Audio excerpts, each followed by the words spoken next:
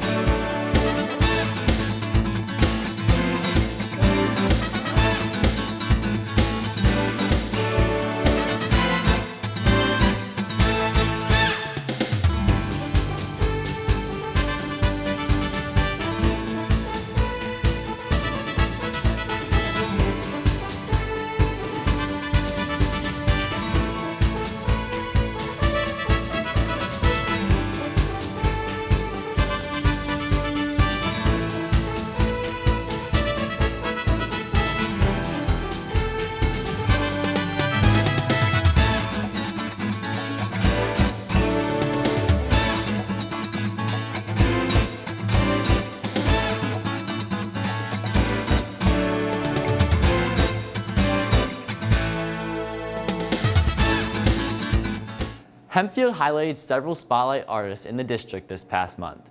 Lizzie Pegg went to check it out.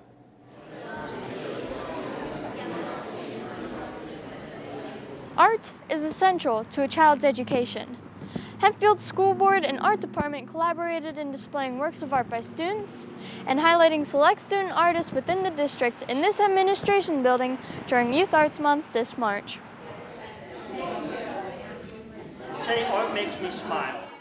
Youth Arts Month provides an annual opportunity to our school district to honor significant student artists that stand out in Hempfield.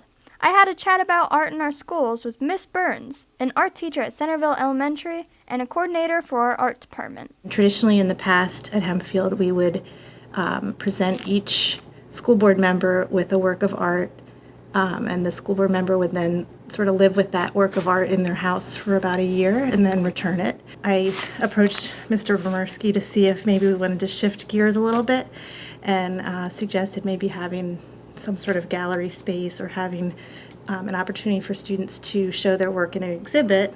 And he actually suggested using the boardroom itself, which I thought was a really great idea. Now we can call it sort of the boardroom gallery, which I think is really special. It also allows for us to have a rotating exhibit throughout the year. I think it's a nice opportunity for students to show their work in the way that traditionally artists do, and it gives them an opportunity, it gives more students an opportunity to show their work throughout the year. As this portion of the meeting came to an end, I was able to catch up with a few of the featured student artists and ask them about their passion for art. My entire life, I would say, has been shaped around art, not art shaping my life. I don't know, I grew up with my dad teaching me how to do it. I grew up with my mom. They both were art majors. I'd say I grew up raised to be an artist. It's a fun hobby, and it's one that definitely takes time. It comes from my brain. It comes right from my brain, like a copy and paste. Like, I can't draw from the image, so I take it right out of here and I put it on the paper. I do it out of the love of it, probably, but also the necessity. I feel like after I don't do it for a while, I need to do it again. It's almost like an expression, a relief. Like athletes work out. I make art. If I can draw it or if I can paint it, then it make more sense. I guess I don't know, but I realize a lot of things now. I connect with it a lot because it's definitely things that I'm very interested in. I'd say that through creating art, I became more comfortable in who I feel like I am. So the more I developed with my art, the more I feel like I developed as a person. It's helped me understand what I like about art and what I like about people. Art shows at Hempfield have always been pretty special and pretty significant. I think as far as within our district, we've done it many years, probably over 30, doing, honoring the students in some way. I think it could have also been what, I shouldn't say prompted, but certainly we have art shows across the district, so that's another way and a bigger way to sort of honor every student in every building. You can say Youth Arts Month is March. I sort of just, because I'm an art teacher, like every month is Youth Arts Month for me, so it's more like I just enjoy teaching all year round and and nurturing that spirit in students. So. Just because there's only one Youth Art Month doesn't mean we shouldn't appreciate creativity and skill like this all year round. For Hempfield Happenings, I'm Lizzie Pegg. Hempfield has offered many opportunities for students through the theater department. Noah Felty has taken every shot thrown at him and used it for growth. Savannah Miller documents his journey.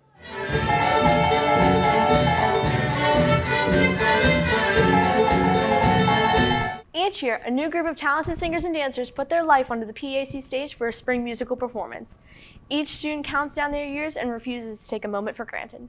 For some, like Noah Felty, he's taken the lead these past 4 years and now has to say goodbye to his Hempfield musical career. But he'll always remember that there's no place like home, and he will keep these memories for a lifetime. I don't really want to leave right now. Like the first semester, I was like, I'm gone. I'm out of here. I don't want to be here anymore. And now that we're in musical and dance theater, I'm like, well, I really want to hold on to these things. But part of it's telling myself that I need to let go, and it's like that's just part of life. Senior Noah Felty has been involved in Hempfield's musical theater program for 4 years now.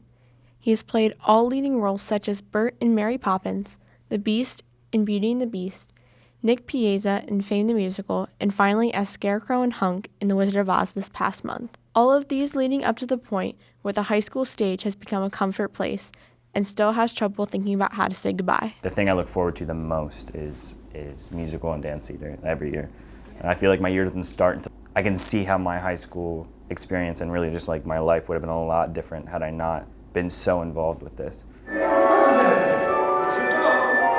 The family-like feeling throughout the department has drawn everyone closer together, with both the students and with the director, Mr. Ramos. It sounds cheesy to say that you have this family there, but it's really true from my perspective, and it feels like of all the things I've been involved with in high school, or really just in my life, like this is the most, it's a group of people that you feel the most connected to. It's always changing, obviously, like every year it changes. There's always that sense of community, like year in and year out. And I think that's something super valuable. Building this community, building this family, building this safe space for people to just live and be and create art any time of the day. Scarecrow, by virtue of his highly superior brains, shall rule in my stead. The HHS productions have not been the only striving growth Noah has had in his career. He has had some outside push and encouragement along the way. A big part of my musical theater experience or like background comes from my parents. So their influence has been pretty strong throughout my life. When I was sitting there with my mom, I was like, well, I'll check Roberts and I. And I was like, but I don't think I'm not old enough to play like Bird or anything, so I probably shouldn't check that. She was like, just do it just in case. Deluxe, from the French, pertaining to luxury. Along with all of the after-high school stressors, Noah is involved in musical, dance theater, student council, National Honor Society, and played as the varsity soccer goalie in the fall. He spends much of his time at school and wouldn't want it any other way. I'm here all the time, but like I want it that way. Like I get home and I'm like, I want to be doing something right now. He looks at that schedule and he's like, man, that's a busy day. But I love doing it. I love coming to school. I love coming back to work on that blocking. I love coming to sing that song because I earned it, or I love just singing. I love how it goes. As the end of the school year draws closer and closer and more students make their final decisions for after graduation, Noah isn't fully sure what his plans are, but he knows some valuable takeaways from his high school experience. I'm not exactly sure what I'm going to do following high school in the arts or just in general, but what I've come to realize is that it's not necessarily the fact that I'm doing a musical, or it's not necessarily the fact that I'm like putting on a dance theater production that is what holds so much value for me. It's all the experiences that surround it and like with the people in it. To think like how much this has meant to us for the past 4 years, and then to think about like what the actual last show is going to feel like, because last shows are always emotional. Like everybody's always like sad. It's a bittersweet moment to have a last show, because it's real. Like you put so much effort in this thing and then it's just gone like that. Yeah. And now thankfully I've done theater after that to kind of like pull me through it. But it's definitely going to be sad to see something that has meant so much to me come to a close. But I appreciate what it's done for me. As far as what that teaches me to take outside of high school, it's like just to value those things, because like now my senior year realizing, I mean, you know the whole time it's not going to last forever, but now having it be like very real, like I'm trying to soak in every moment of these last rehearsals and eventually performances, because I guess what I'm trying to say is that like the people matter more than the art form.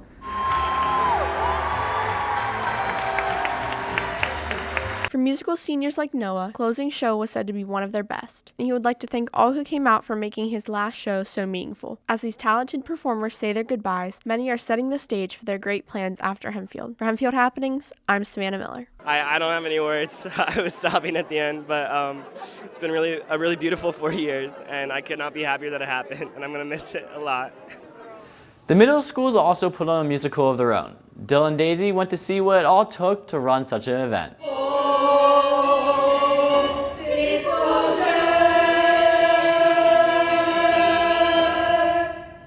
I'm here outside of Landisville Middle School and Centerville Middle School, where students performed the Addams Family the Musical, where students learned not only how to flex their musical pipes, but also learned how to create amazing set pieces and be taught what all does it take to make a musical with the help of some teachers.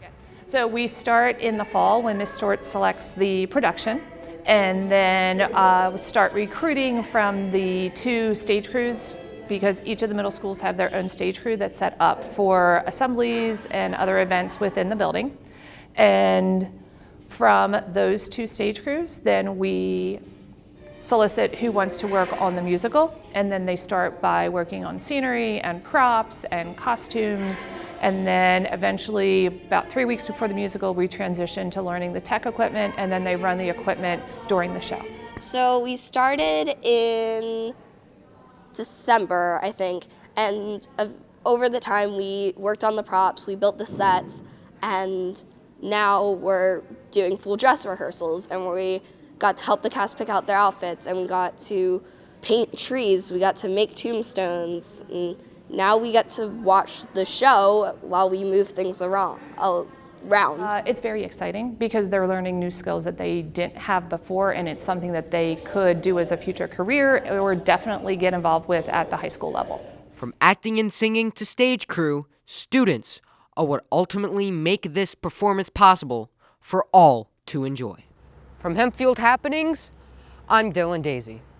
Stay out of my step, or I'll rip your leg off and bury it in the backyard! I'm now here with art teacher Mr. Matthew Binder and Lizzie Pegg to talk about a new exciting opportunity that we have been given here in our Comtech classes. So Mr. Binder, what is this opportunity? Well, this opportunity is working with PBS and their student reporting labs. You know, we already have an affiliation with the Student Television Network, which is our main area of competition. We have an affiliation with the National Academy of Television Arts and Sciences. Those are the people that do the high school production awards. But this is an actual professional news organization. PBS has a nightly national news show called the PBS News Hour.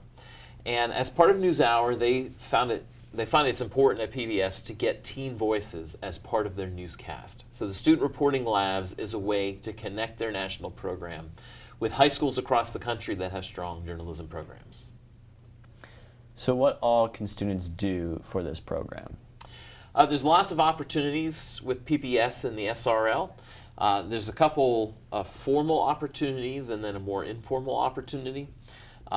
Informally, any work that's produced by any of the students in any of our classes, we can submit to PBS and have them consider to either air it on their national news or to put it up on their social media. There's also directives that come from PBS as well. The informal one is a walk and talk, where something is happening in the national news, for example, like the war in Ukraine right now. And they might want a teenage perspective on it. So they'll contact all of the affiliates that are in the student reporting labs and ask for students to go out in the hallway with a camera and get 20, 30 reactions to what's going on in the news.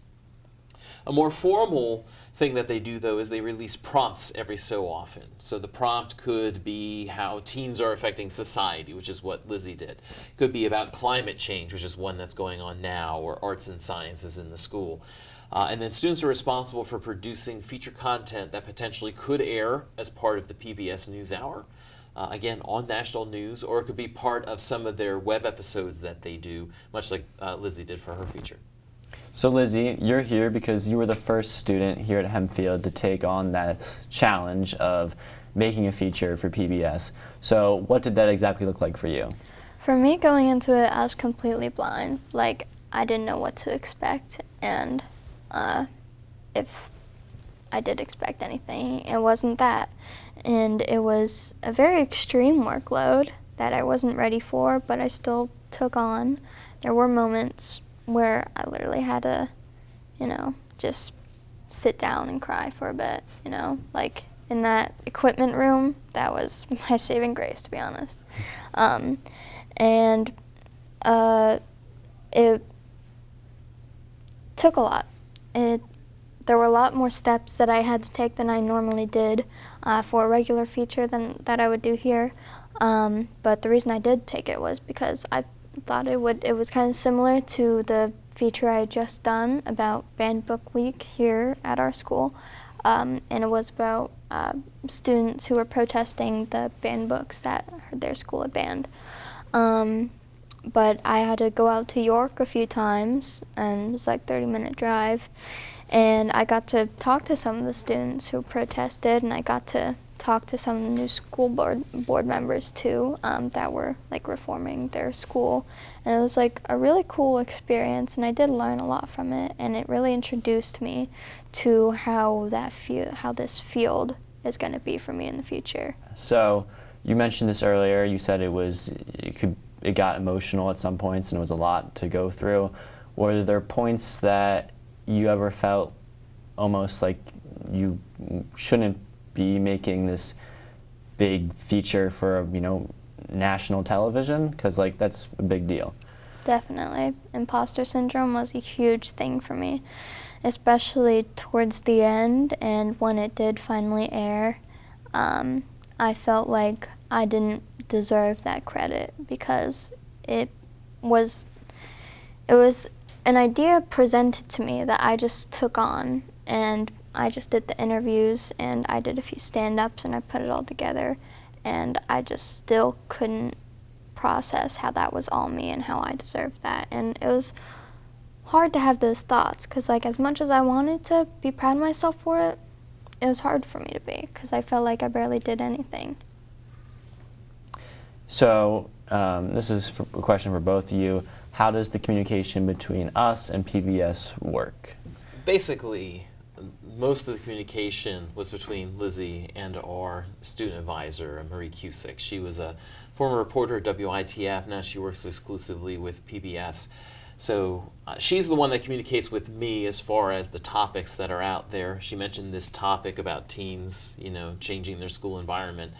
And then I put it out to the students, and then I'm looking basically for student volunteers. Nothing with PBS is mandatory to do as part of the curriculum. This is all just from student volunteers. And I was really thrilled when Lizzie took on that challenge of doing that news story.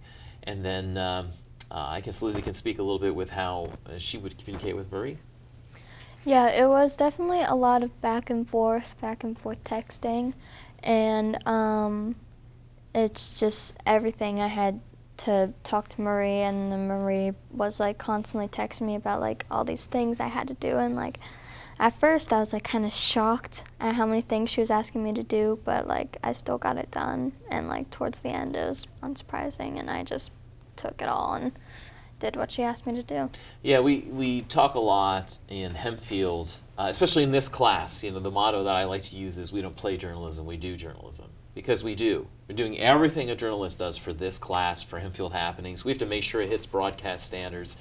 For national television, it's the same exact thing, it's just a little bit more intense.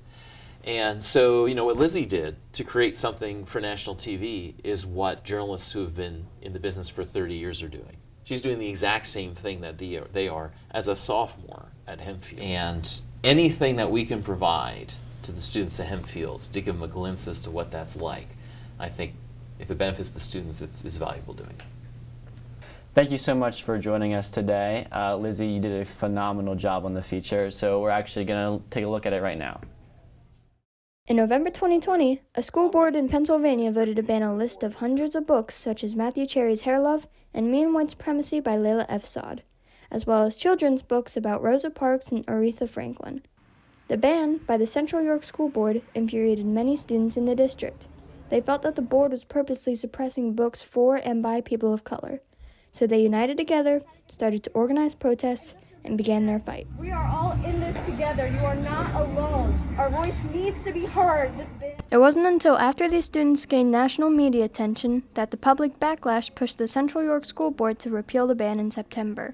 Do you think the adults that banned these books have read these books? Absolutely not. No, definitely not. Absolutely. Ida Gupta and Olivia Patuk are both seniors at Central York High School that led protests in their community. As a teenager or a young person in this world, you're often told that you don't have the ability to speak up about, or you don't have the ability to, make a difference, or what you say won't be heard by people that are older than you. I was always scared of doing something wrong or saying something wrong or making someone upset. I didn't feel like I had a voice.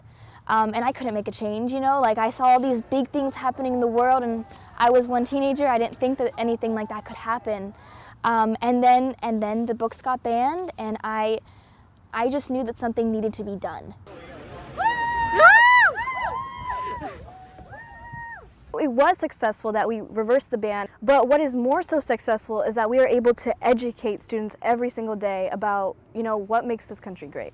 People began waking up and seeing what needed to be done.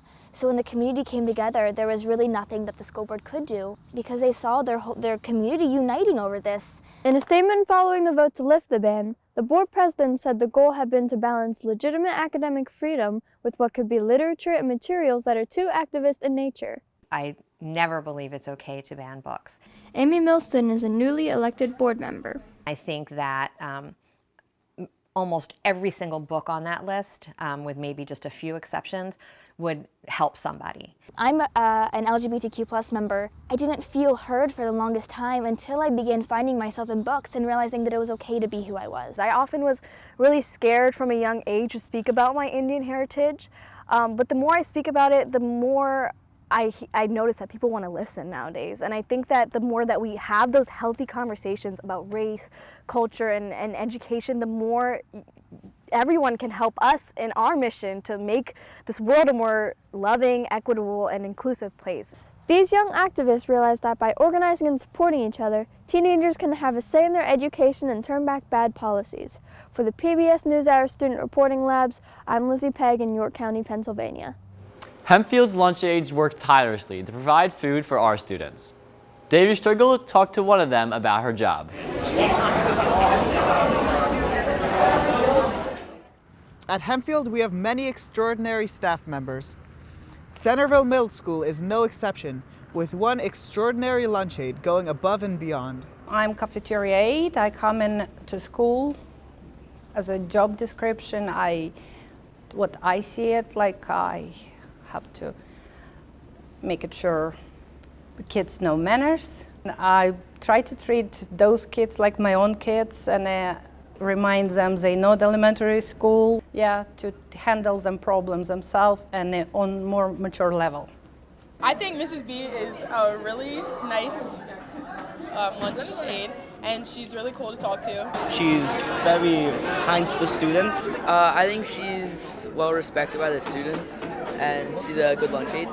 I think she's great. She does what she can to help people, Mrs. B is from Ukraine, an area that was recently occupied by Russia. She keeps in contact with her family every day. Yes, I do talk, and I have 4 different cities, part of families. My cousin daughters, she moved from under Kiev to West Ukraine because it's more safely, and her husband also in the Ukrainian army. One time I came to school and the kids, Mrs. B, you kind of look tired. I said, yeah. Said, I sleep 4 hours. Now I start to be sleeping a little bit more because it's going to shut my nerves, It was like if I'm going to be in a not good condition, it's not going to help them to nothing. But I was watching news till 2 and get up at 6 because my own kids going to school. But Ukraine, I really didn't know. I do believe it's going to be a big mess. And I just hope, people calm down and think a little bit. I really hope everything good because it's a nice people. Every part of Ukraine, I love it. I just pray and every day for war stop or we don't have too many lost, you know. If you believe in God, doesn't matter, I don't say it, Jesus, or just pray for Ukraine, for people to save Ukraine, you know, to save people, because it's a more like political, you know, game than any kind of those games. It's a people hurting. Despite all this, Mrs. B still does her best for the students at Centerville Middle School. For Hempfield Happenings, I'm Davey Striggle. Many great things happened in the district this past month. Ticket sales for this year's dance theater production of Rain just opened up. It's been 3 years since Hempfield's dancers have taken the stage, and the cast is more excited than ever to give the community another great show. Hempfield partnered with Giant Food Stores this past month in the Roundup at the Register program, bringing in $7,588.07. This sum of money will be used to address food insecurity in the district. One of Hempfield's health teachers, Mrs. Linda Miller, was recognized with an Apple Award from the National State Teachers of the Year Pennsylvania chapter. Congrats, Mrs. Miller, on all your hard work. The 12th annual J.K. Mechanical sponsored food drive reeled in 4,640 pounds of food, and $2,110 was donated to the Hempfield Food Pantry. Thank you to all the schools that came together to support our community. And finally, congratulations to Miguel Pena, who was named the LL Boys Basketball Section 1 Player of the Year. That wraps up our April episode. Thanks for watching. Be sure to tune in and find out what's coming up in next month's episode. But until then, prepare yourself for April showers as the world starts to bloom again. For Hempfield Happenings, I'm Josiah Pletcher.